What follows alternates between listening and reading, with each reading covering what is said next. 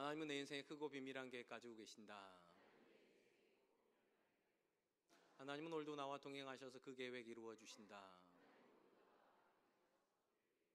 아멘. 그렇게 될 줄로 믿습니다. 아멘. 올림픽은 매 4년마다 전 세계를 가장 뜨겁게 달구는 스포츠 축제입니다. 혹시 하계 올림픽에서 정식적으로 채택되어 치루어지는 종목이 몇 개 정도 되는지 아십니까? 2016년 브라질 리우데자네이루 올림픽을 제가 참고해 보니까 총 28개의 종목이 공식 종목으로 채택이 되어 있었습니다.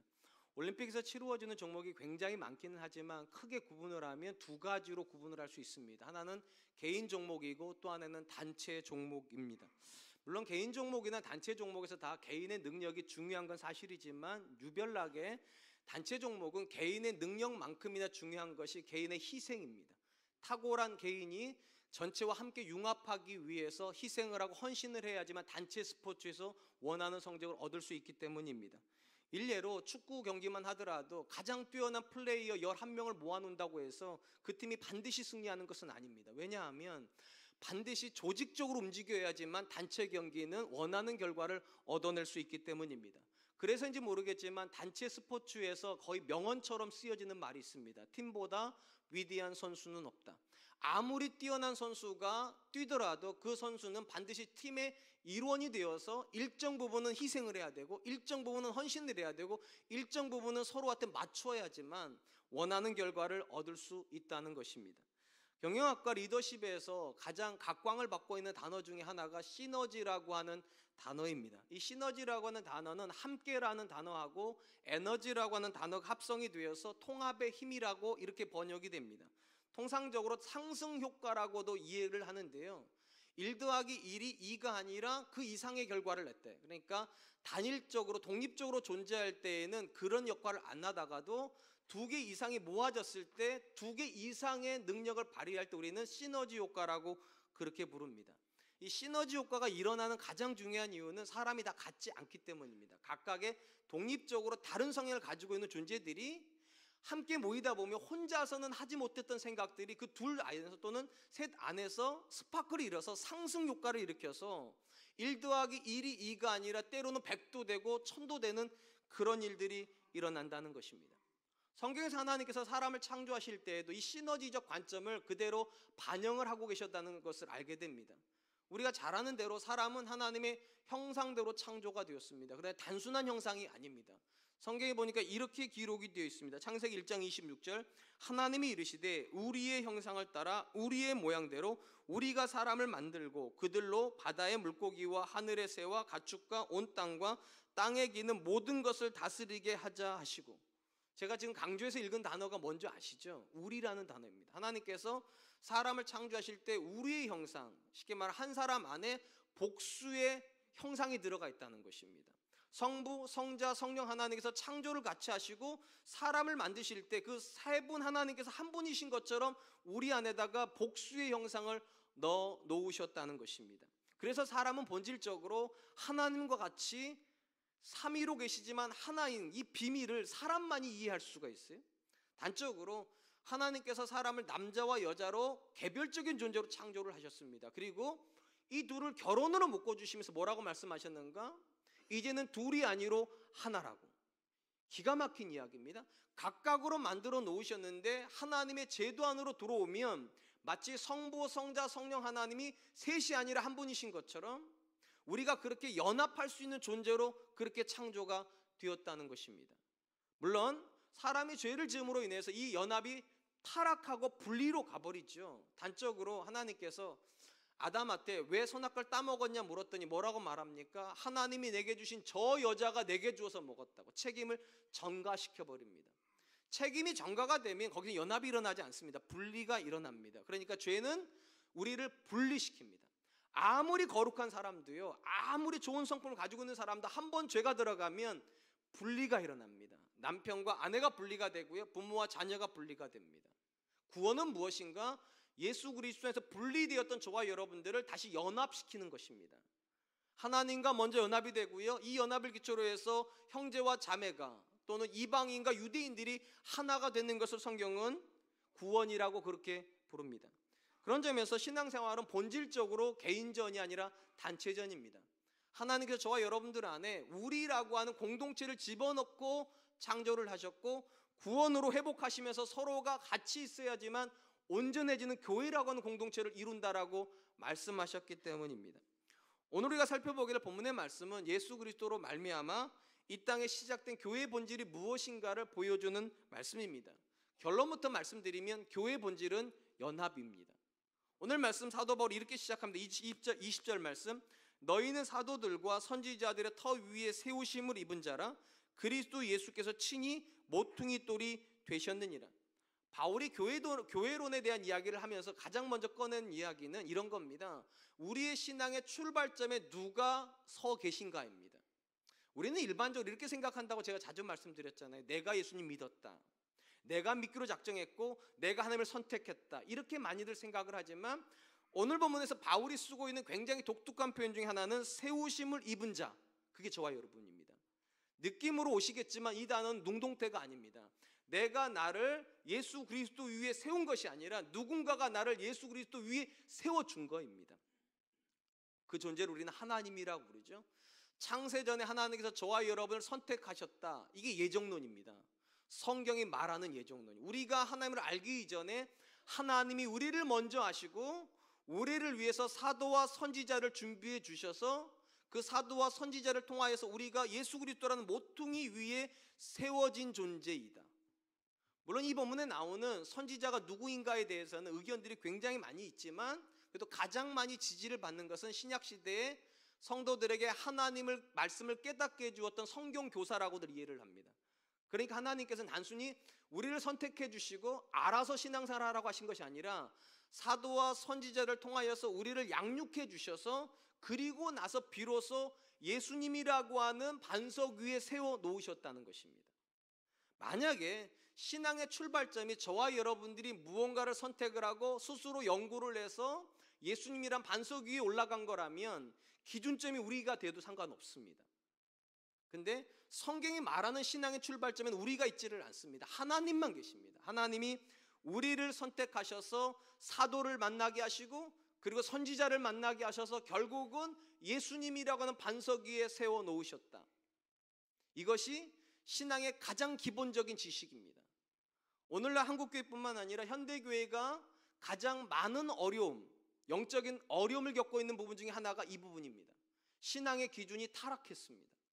언제부턴가 하나님이 기준이 아니라 내가 기준입니다. 내가 믿고 싶은 대로 믿고 내가 하고 싶은 대로 교회 생활을 하고 내 기준으로 교회를 판단하라고 내 기준으로 목회자를 정죄를 합니다.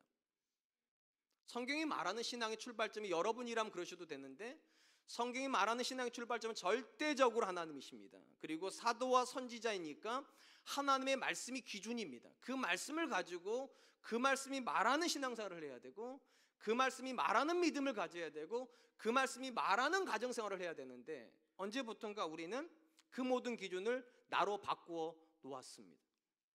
그럼 여러분, 신앙의 절대적인 기준이 하나님에게서 나로 옮겨오면 어떤 일이 벌어지는가?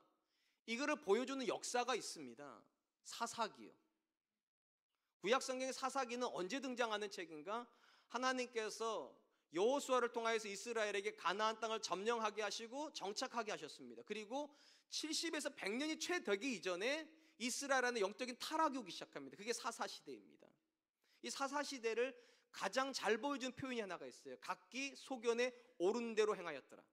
10명이 있으면 10개의 기준이 생기고요, 100명이 있으면 100개의 기준, 자기가 원하는 대로 살아버렸다는 겁니다. 그래서 하나님께서 그 시대를 가장 잔혹하게 심판하십니다. 이방의 모든 나라를 데려다가 때마다 시마다 그들을 괴롭게 하십니다.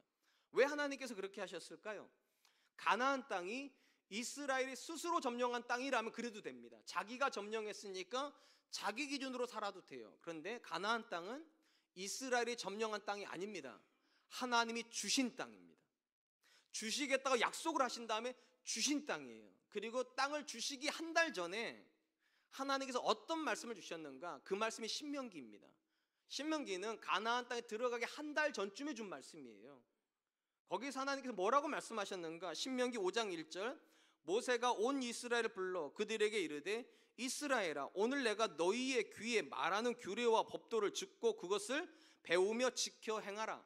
무슨 말인가? 너희가 들어가는 땅은 무질서한 땅이 아니라는 겁니다. 너희 마음대로 살아도 되는 땅이 아니라 내가 너희에게 주는 거니까, 내가 주는 땅에 가서는 너희가 지켜야 되는 법도와 규례가 있다고, 질서가 있는 거라고, 그리고 그 기준을 가지고 너희가 살아야 된다라고 그렇게 말씀을 하신 겁니다. 그런데 불과 70년에서 채 100년이 되기 전에 그들은 모든 기준을 하나님에게서 자기에게 옮겨와 버렸습니다. 각기 소견에 옳은 대로 행하였더라.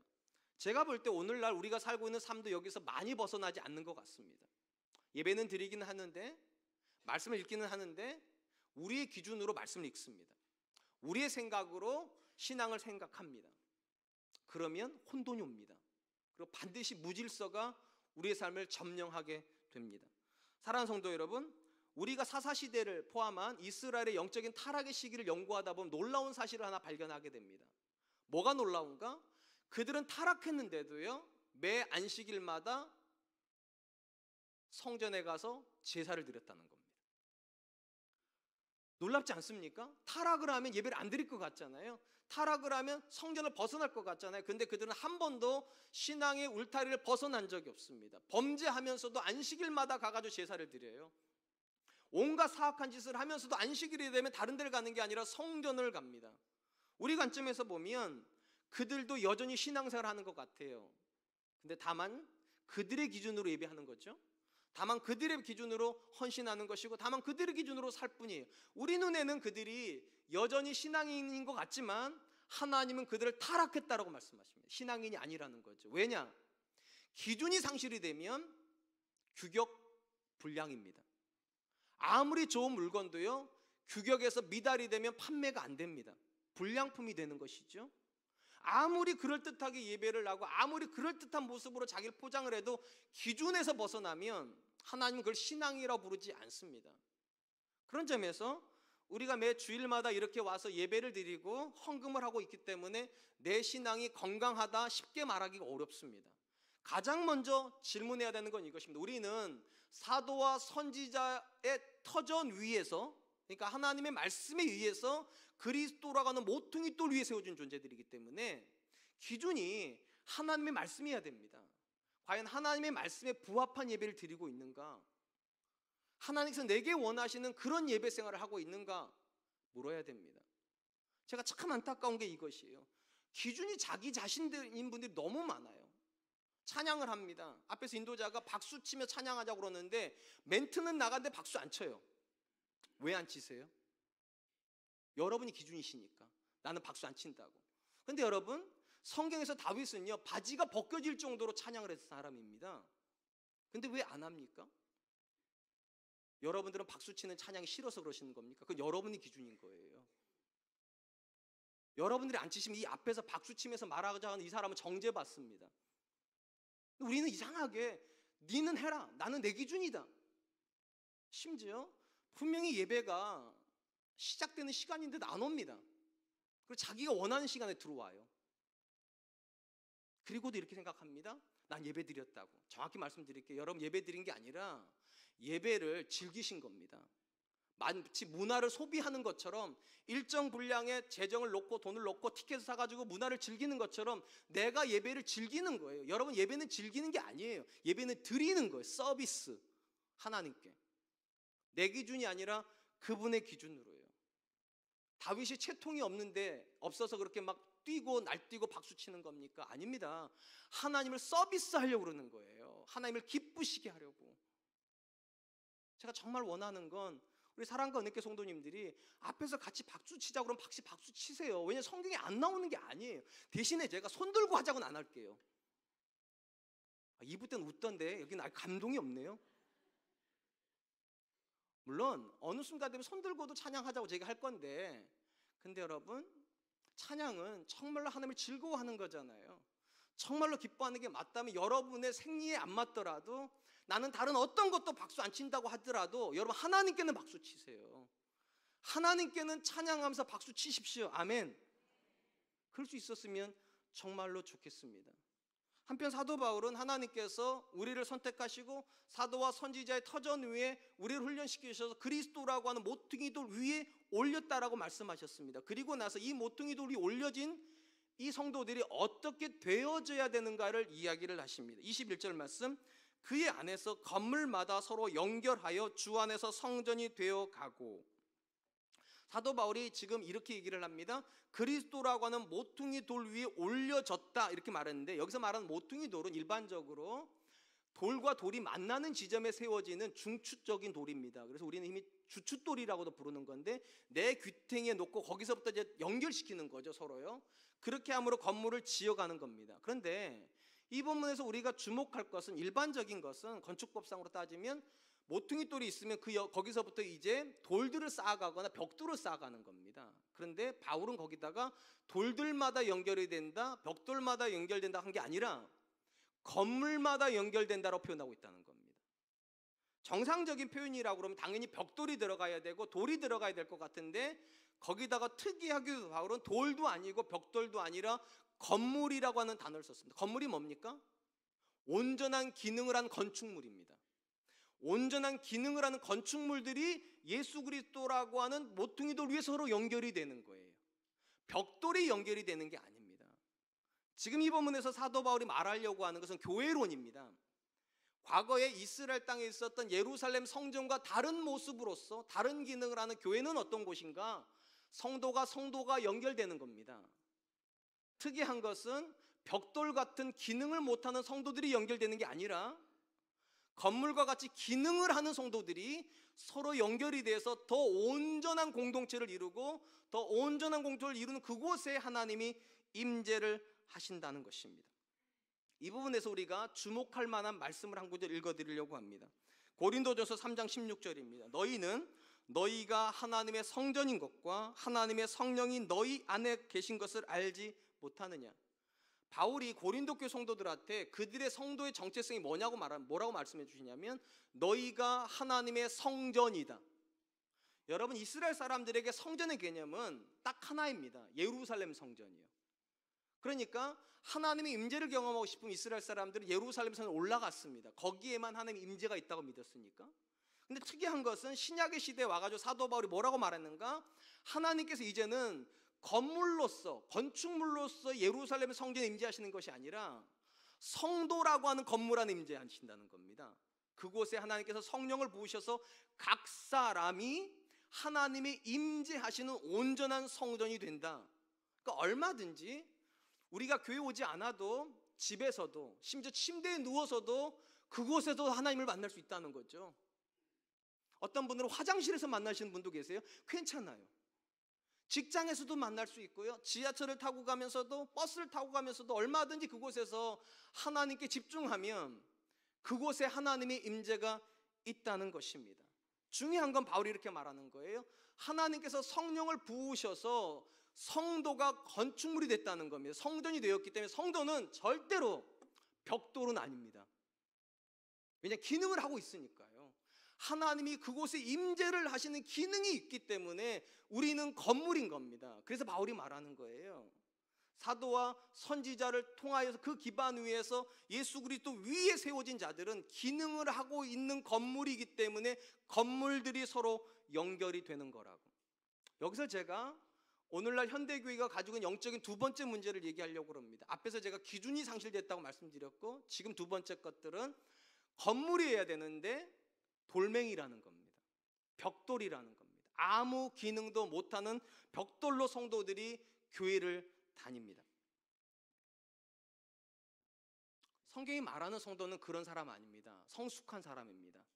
자기 신앙을 책임질 수 있을 뿐만 아니라 누군가를 그리스도에게로 인도해 올 수 있을 만큼 온전한 기능을 다하는 성도들이어야 되는데, 언제부턴가 우리가 교회에서 만나는 성도님들은 목사님들이 성경을 가르쳐주지 않으시면 성경을 모르고, 기도를 같이 하자고 안 하면 기도를 안 하고, 찬양을 같이 하자고 안 하면 평생 찬양을 안 할 것처럼 자기 안에 무능력함을 가지고 있고 영적인 무지에 휩싸여 있는 마치 벽돌과 같습니다.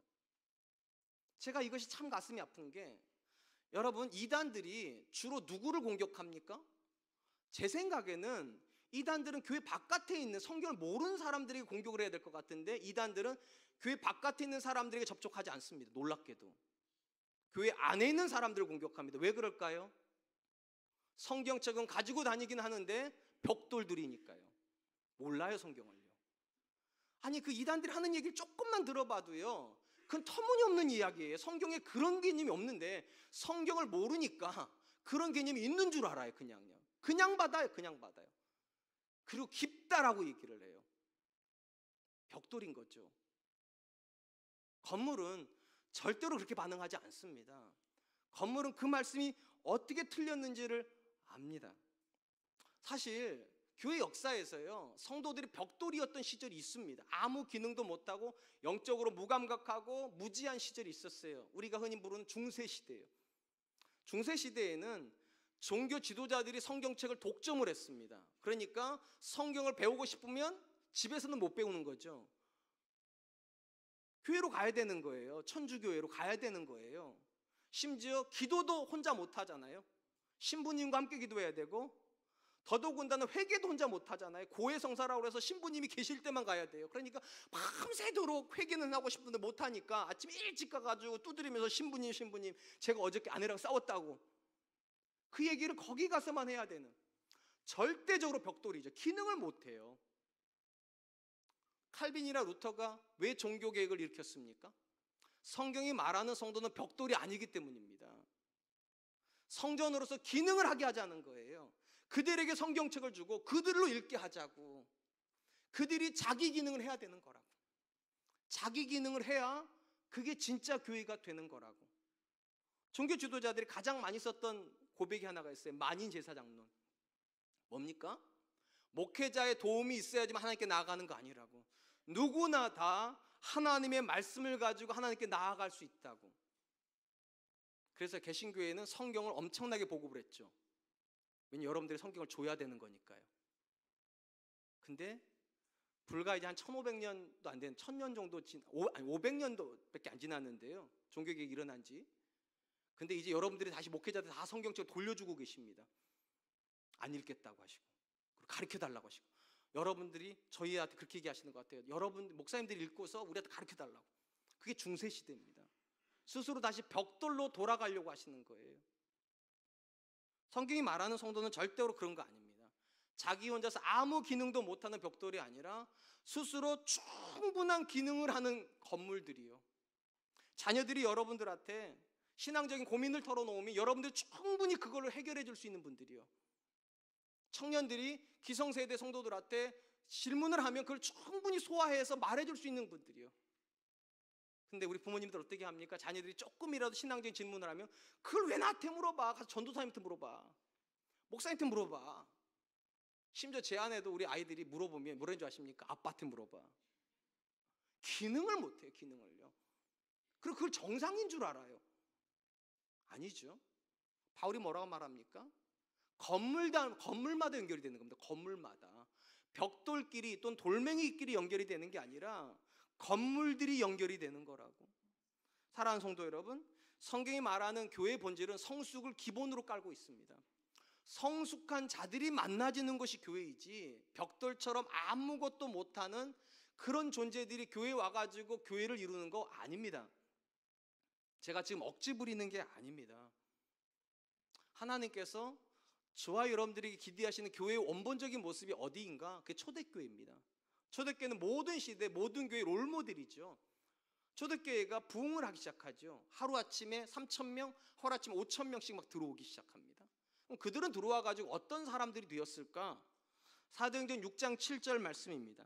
하나님의 말씀이 점점 왕성하여 예루살렘에 있는 제자의 수가 더 심히 많아지고 허다한 제사장의 무리도 이 도에 복종하니라. 여러분, 초대교회에 많은 성도들이 들어와가지고 늘어난 숫자는 누구라고 말합니까? 제자의 수가 늘어났답니다.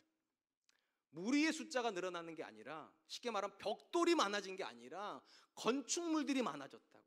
자기 기능을 하는 제자들이 누군가에게 무엇을 믿는가를 말할 수 있고요, 예수 그리스도에 대해서 복음을 말할 수 있고요, 인생의 본질에 대해서 얘기할 수 있는 제자의 수가 많아지더라. 어떤 교회가 건강한 교회입니까? 벽돌이 많은 교회가 아닙니다. 그냥 와가지고 앉아만 있는 성도가 많은 교회가 아니라 자기 기능을 하는 건물들이 많은 교회예요. 아내하고 신앙에 대한 고민을 나눌 수 있는 남편이요. 자녀에게 기도의 본을 보여줄 수 있는 엄마들이요. 친구에게 예수 믿는 사람이 어떤 사람인지를 삶으로 보여줄 수 있는 자녀들이요. 이런 건물들이 많은 교회가 사실은 성경이 말하는 그런 교회입니다. 근데 언제부턴가 우리는 우리 자녀들 다 벽돌로 만들어 놓았습니다. 공부는 건물처럼 하려고 하게 하는데 온갖 공부는 다 잘하게끔 만들어 놓으시면서 사실은 신앙만큼은 벽돌로 만들어 놓아서 아무것도 못해. 아무것도요. 어떻게 기도해야 되는지도 모르고 어떻게 자기 문제를 풀어가야 되는지도 모르는 그런 사람으로 만들어 놓았습니다. 우리 사랑과 은혜교회가 벽돌을 넘어서서 건물로 갈 수 있었으면 좋겠습니다. 아멘. 그게 사실은 진짜 성경이 말하는 성도들이 서 있어야 될 자리이기 때문입니다. 마지막으로 사도 바울은 이미 성전으로 기능을 하고 있는 성도들이 교회에 와서 서로 연결이 되어 함께 지어져야 된다라고 얘기를 합니다. 22절 말씀, 너희도 성령 안에서 하나님이 거하시는 처소가 되기 위하여 그리스도 예수 안에서 함께 지어져 가느니라. 여러분, 바울의 이 이야기를 조금만 들여다보면 바울의 이야기가 어딘가 모순이 있다 또는 논리적으로 연결이 잘 되지 않는다라는 사실을 깨닫게 될 겁니다. 왜냐하면 이미 바울은 뭐라고 말했는가? 건물이라고 그랬어요. 기능을 스스로 다 해요. 부족한 게 없어요. 근데 이런 존재들이 왜 모여서 연결돼야 됩니까? 부족함이 있어서 연결이 돼야 된다고 그러면 그 말이 돼요. 근데 온전한 기능을 다 하잖아요. 이미 하나님의 임재도 경험하고 있고 그 속에서 하나님 일도 하고 있는데 왜 우리가 주일마다 이렇게 와서 서로에게 연결이 되어 예배를 해야 되는 겁니까? 혹시 이게 그렇게 모이면 유익하기 때문일까요? 혼자서는 사부 찬양을 못하니까 이렇게 뭐 하나의 사부가 나오니까 찬양을 더 잘하기 위해서 모여야 되는 겁니까? 혼자서는 주일학교를 못하니까 공동 육아를 하기 위해서 주일학교를 만들기 위해 이렇게 함께 모여야 되는 겁니까? 혼자서는 이런 시설물들을 못 만드니까 십시일반으로 헌금해가지고 이런 시설물도 바꾸고 이게 훨씬 좋으니까 모여야 되는 겁니까? 만약에 그런 거라면 이 본문은 이렇게 기록이 돼야 돼요. 함께 모이자고. 근데 모이자고 되어 있지 않습니다. 연합하자고 되어 있습니다. 이 중에 많은 분들이 이렇게 생각합니다. 모이면 됐지 뭐. 주일마다 이렇게 모여가지고 우리가 한 하나님을 한 목소리로 한 성도의 고백으로 하고 있으니까 우리가 성도이지 이렇게 생각을 합니다. 근데 사도 바울은 그 생각 안 하는 겁니다. 모이는 게 교회가 아니라 연합하는 게 교회라고. 여기서 세 번째 현대교회가 가지고 있는 영적인 문제를 가지고 있습니다. 현대교회는 모이기는 합니다. 근데 연합하지 않습니다. 현대교회 시스템 상으로 놓고 보면 지금 내 옆에 내가 아는 사람이 한 사람도 없어도 예배가 됩니다. 나도 그들을 모르고 그들도 나를 모르는데도 예배를 드리고 내가 은혜 받았다고 저문을 나가시는 분들이 계세요. 그리고 자기가 성도라고 생각을 합니다. 사도 바울의 관점에서 보면 이분은 성도 아니십니다. 왜냐하면 성도는 모이는 존재가 아니라 함께 지어져 가는 존재. 그가 나를 알고 내가 그를 알아서 그의 문제를 함께 공유할 수 있는, 그래서 함께 울고 함께 웃는, 그리고 내가 그의 문제를 가지고 기도해 줄 수 있는 그런 사람들의 모임이 교회인 것이지, 아무도 나를 모르는 곳에 가서 조용히 앉아서 예배 드린다고 해서 그것이 교회는 아닙니다. 또 이렇게 말했다고 난 아무도 모르니까 다음 주에 여기 안 와야지 그러지는 마세요. 알아가면 되니까. 분명한 건 혼자 조용히 와서 예배하면 예배는 드릴 수 있지만 여러분들은 교회 구성원은 될 수 없다는 겁니다. 진정한 교회 구성원들은 모여 있으면서 동시에 연결되어 있는 사람입니다. 내가 그를 알아야 됩니다. 그가 나를 알아야 됩니다. 그렇다면 여러분, 왜 우리가 서로를 알아야 됩니까? 나는 하나님만 알면 안 되는 겁니까? 우리 대부분 그렇잖아요. 사람들이 쓰는 말 중에 제가 제일 이상하게 생각하는 거, 나는 목사님 보고 신앙생활 안 해. 나는 사람들 보고 신앙생활 안 해. 그럼 누구 보고 합니까? 틀린 말이에요, 여러분. 우리를 사람 안에다 두셨기 때문에 사람을 보셔야 되는 거예요. 사람 의존은 하지 마시고 내 옆에 누가 와 있는지, 그가 어떤 표정인지, 그가 어떤 문제를 가지고 있는지 그 얼굴을 봐야지 알 거 아닙니까? 그러니까 사람을 보세요. 대신 의존하지는 마세요. 그러면 제가 다시 질문으로 넘어가서 온전히 기능을 하고 있는 우리가 왜 모이는 것을 넘어서서 서로에게 연결이 돼야 되는가? 여기에 성도의 책임론이 들어가 있습니다. 기억하세요. 성도는 책임이 있는 사람들입니다. 제가 앞에서 그런 말씀드렸습니다. 제 말이 아니라 바울이요. 우리를 하나님께서 선택하실 때 사도와 선지자를 통하여서 그 기초를 통해서 훈련을 시킨 다음에 그리스도라고 하는 모퉁이돌 위에 올려놓으셨다고 그랬습니다. 그래서 이 사람들은 기능을 한다고 말씀드렸어요. 그렇다면 여러분, 기능을 하는 것이 여러분 스스로 기능한 겁니까? 누가 기능 시켜준 겁니까? 누군가 기능을 시켜준 겁니다. 하나님이 첫 번째 하셨고 사도가 그 역할을 했고 선지자가 그 역할을 해서 여러분들이 기능을 하기 시작한 거예요. 그리고 하나님께서 뭐라고 말씀하시는가? 너희가 이제 누군가에게 연결이 돼서 그 기능을 시켜주라고. 이 자리에 계신 분들 중에 상당수가 자기 자신에 대한 신앙에서 자긍심이 있는 분들 한번 스스로 대답해 보세요. 스스로 그 자리까지 오셨습니까? 그런 사람 없습니다. 성경이 말하잖아요. 하나님이 사도와 선지자를 기초로 해서 우리를 그리스도 반석 위에 올려놓았다고. 여러분들을 그 자리에 세워주신 분들이 만약에 나는 연결되기 싫다고 그 사람이랑 내가 그 사람 왜 섬겨야 되냐고 이랬다면 여러분 그 자리에 못 옵니다. 그러니까 여러분들이 기능을 하고 있다는 말은 다 누구나 다 신앙의 빚을 지고 있다는 말입니다. 바울이 그래서 이렇게 얘기를 했죠. 에베소서 4장 11절로 12절. 그가 어떤 사람은 사도로, 어떤 사람은 선지자로, 어떤 사람은 복음을 전하는 자로, 어떤 사람은 목사와 교사로 삼으셨으니 이는 성도를 온전하게 하여 봉사의 일을 하게 하며 그리스도의 몸을 세우게 하려 함이니라. 당연히 기능을 하고 있는 누군가라면 그 다음에 누군가에게 기능을 할 수 있도록 도와줘야죠. 내가 그 은혜 받았으니까. 그게 책임론이에요. 나는 스스로 온전한데 내가 왜 연결이 돼야 되냐고요. 여러분 혼자 그렇게 온전해진 거 아니니까요. 여러분을 위해서 주일학교 선생님들이 계셨고요. 여러분을 위해서 목사님이 계셨고요. 여러분을 위해서 중보해 주셨던 믿음의 선배들이 있습니다. 그들이 여러분들에게 공급을 해 주셔서 여기까지 오신 거예요. 근데 어느 순간 갑자기 이렇게 말합니다. 나는 그들이 필요 없다고. 나는 이제 온전하다고. 아니죠. 그들이 여러분을 이제 필요로 하는 거죠. 그래서 오늘날 교회 목사님들이 가장 신경 쓰는 것이 무엇입니까? 성도들 서로 연결시키는 거예요. 근데 연결을 거부하는 이들이 있습니다. 세 부류의 사람들은 연결을 거부합니다. 이 사람들 때문에 교회는 연결되지 않습니다. 첫 번째, 벽돌로 있으려고 하는 분들이요. 기능을 하려고 하지 않습니다. 그냥 교회 와서 좋은 설교 듣고 좋은 찬양 듣고 가는 것을 신앙이라고 생각을 해요. 근데 제가 앞에서 말씀드렸지 않습니까? 벽돌은 교회를 못 세웁니다. 건물만이 교회를 세웁니다. 그리고 심지어 성경은 벽돌을 성도라고 부르지 않습니다. 건물을 성도라고 부릅니다. 두 번째로 어떤 이들이 연합을 거부하는가?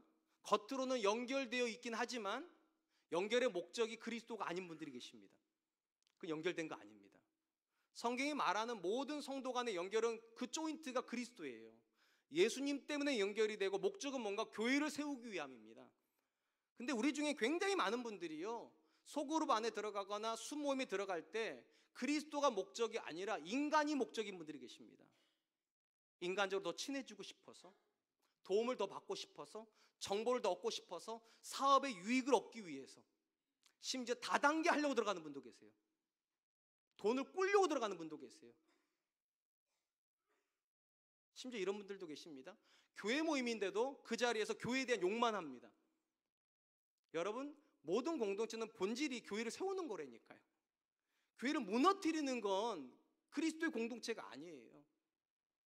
이런 분들은 연결되어 있는 것 같지만 연결되지 않은 겁니다. 사실은 연결을 파괴시키는 분들이죠.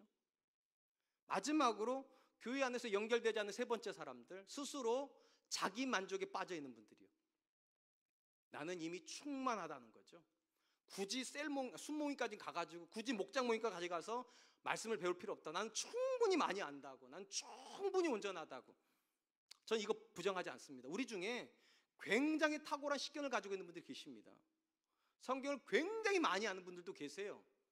그런 분들에게 제가 드리고 싶은 말은 이겁니다. 여러분 때문에 가라는 거 아닙니다.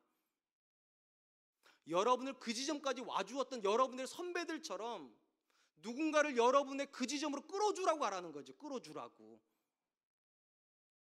참 안타까운 것은 자기가 필요 없으니까 안 가시겠다고 말을 합니다. 그랬으면 교회는 여기까지 못 왔습니다. 우리가 여기까지 오기 위해서 우리보다 먼저 믿었던 사람들이 자기 것을 내어주었습니다. 자기 신앙 지식을 주었고요, 자기에게 주었던 은혜를 나눠주었고요, 자기 삶을 오픈해 주어서 우리가 그들과 함께 여기까지 온 것입니다. 사랑하는 성도 여러분, 교회는 모이는 거 아닙니다. 맞아요, 모여야 되는데 모이는 게 본질은 아니에요. 모여서 연결이 돼야 됩니다. 솔직히 한 번만 대답해 보세요. 여러분 집에 애경사가 벌어지면 교회에서 몇 명이나 올 것 같습니까? 딱 여러분을 아는 사람만 올 겁니다. 몇 분이 오실 것 같습니까? 그게 여러분의 교회입니다. 그 오신 분들이 여러분의 교회예요.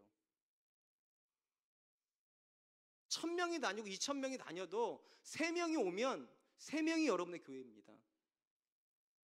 100명이 오면 100명이 여러분의 교회이고요. 근데 참 안타깝게도 우리는 이거에 대한 문제의식이 없습니다. 그리고 나 혼자 괜찮다고 생각하면 끝입니다.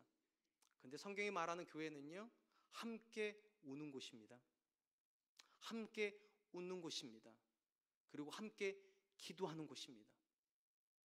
제가 최근에 우리 교회 안에서 참 기분 좋게 생각하는 것 중에 하나가 엄마들이 서로의 자녀들을 위해서 기도해 주는 모임이에요. MIP 사역이요. 기도하는 엄마 사역이요.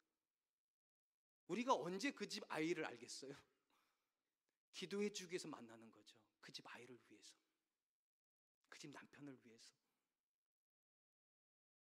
신앙은 절대로 개인주의 아닙니다. 신앙은 절대로 혼자 뛰는 개인전도 아닙니다. 같이 뛰어야 되는 거예요. 이제 말씀을 맺으려고 합니다. 오늘은 2019년을 시작하는 새해 첫 주일이기도 하고요, 제가 2기 사역을 시작하는 원년의 첫 주일이기도 합니다. 제가 오늘 왜 이런 설교를 하게 됐는가? 지난 한 9월이나 8월쯤에 제가 제 사역에 대한 반성을 좀 해보았습니다. 무엇이 잘못되었을까? 무엇이 잘 되었을까? 일단 잘 된 것이 있어요. 참 잘 모인다는 겁니다. 우리 교회 성도들만큼 예배를 잘 드리는 사람을 거의 못 봤어요. 거의 안 좋으시니까. 물론 기둥 뒤쪽의 사정은 제가 잘 몰라요. 제 눈안에 있는 분들 거의 안 좋으시니까, 뭐 거의 저를 뚫어지게 쳐다보시니까 굉장히 잘 모이세요. 굉장히 보람을 느껴요. 그러면서 한편 이런 생각이 들었어요. 잘 모이는데 잘 모이는 게 교회인가? 잘 모이는 건 과정일 뿐입니다. 잘 모여서 그 다음에 진짜 목적은 연결이 안 되면 교회 아니에요. 구슬이 서말이어도 꿰어야 보석이죠. 그게 제한테 참 가슴이 아팠어요. 그래서 감사한 것은 우리 여자들은요, 목장 안에서 잘 연결이 되었습니다. 굉장히 감사하게 생각. 근데 나머지 절반들인 우리 남자분들은 7년 전이나 지금이나 서로가 모르긴 매 한 가지인 것 같아요. 그게 저한테는 굉장한 아픔이었습니다. 그래서 새해가 되면 이기 전반적으로 제가 하려고 하는 사역은 연결시키는 사역입니다. 그래서 3월부터 주중 여자 목장 포함해서 남자 야간 화요일 목요일 부부 목장도 만들 거고요, 남자들 혼자 오는 남자들끼리 모이는 남자들 성경 공부 모임도 만들 거고, 주일에 하는 젊은 부부 성경 공부도 같이 만들려고 합니다. 그래서 우리가 서로가 좀 알고, 그래서 제가 거기 들어가서 같이 좀 사정도 듣고 함께 울고 함께 우는 교회. 지난 1기 동안 잘 모여주셔서 진심으로 감사하게 생각해요. 근데 2기가 마칠 땐 제가 또 이렇게 말할 수 있었으면 좋겠습니다. 우리가 서로 알아가게 된 거 정말 영광이라고. 그런 교회 되었으면 좋겠습니다. 그런 교회에 여러분들이 헌신해 주셨으면 좋겠습니다. 이 시간 우리 함께 찬양할 텐데요, 교회가 창립이 되고 거의 한 4년 동안 늘 불렀던 찬양이 있습니다. 우리를 사용하소서. 그때는 이런 목적으로 했죠. 우리가 하나님의 살아계심을 보여주는 교회 되게 해주십시오. 다들 안 된다는 교회인데 하나님 된다는 걸 통해서 하나님 살아계심을 보여주는 그런 교회 되게 해달라, 그렇게 하면서 이 찬양 불렀는데요, 이제 이 찬양을 부르려고 하는 이유는 하나님 살았으니까 이제는 제대로 살게 해주십시오. 모이기만 하는 교회가 아니라 연합이 되어서 진짜 교회다움을 한국교회 앞에, 다른 교회 앞에 보여줄 수 있는 그런 교회 되게 해달라고. 우리 같이 한 번만 이 찬양하도록 하겠습니다.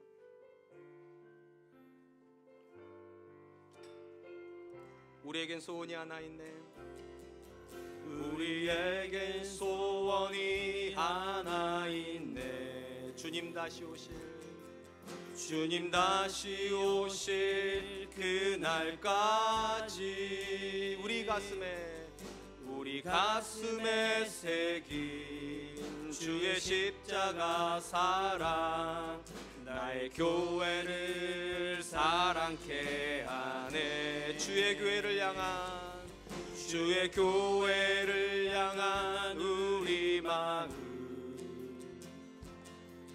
희생과 포기와 가난과 고난, 하물며 죽음조차 우릴 막을 수 없네.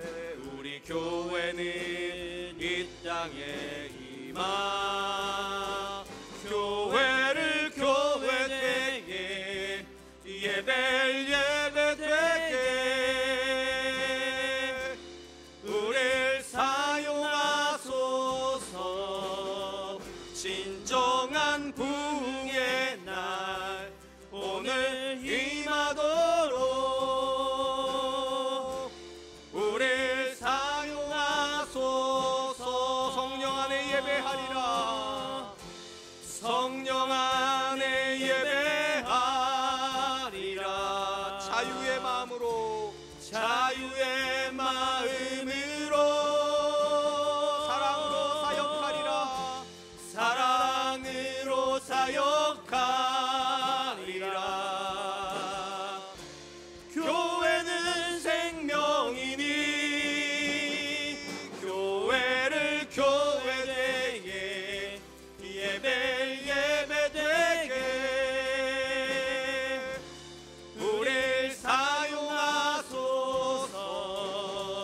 진정한 부흥의 날 오늘 임하도록 우릴 사용하소서. 이 시간 우리 한 번만 기도하겠습니다. 제가 오늘날 현대교회가 가지고 있는 세 가지 문제를 기초로 해서 이 본문의 말씀을 나누었습니다. 혹시 우리는 기준이 내가 되어 있는 신앙생활하고 있지는 않습니까? 하나님 기준이 내려지게 해주시고 하나님께서 기뻐하시는 모습으로 또 주님의 말씀이 가르치시는 그 신앙할 수 있도록 주님 도와주시고, 하나님 내가 아무 기능도 못하는 벽돌처럼 매주일마다 오고 가는 신앙생활을 하였다면 이제는 기능을 하게 해주십시오. 하나님 말씀을 배우는 사람 되게 해주시고 기도할 수 있는 사람 되게 해주십시오. 그리고 마지막으로 하나님 기능을 하는 것으로 만족하여 내 스스로 안위하는 신앙생활하고 있었다면 하나님 용서하여 주시고, 나도 내 믿음의 선배들이 나한테 영향을 주었던 것처럼 나도 그들에게 선한 영향을 주어 그들의 가정을 세워주고 그들의 인생을 세워주는 일에 헌신할 수 있도록 나를 사용하여 주시고 우리 교회를 사용하여 주시옵소서. 우리 같이 한 번만 기도하도록 하겠습니다. 기도하겠습니다. 하나님 많으신 하나님 감사합니다. 오늘도 귀한 시간 주셔서 하나님 말씀 앞에서 우리가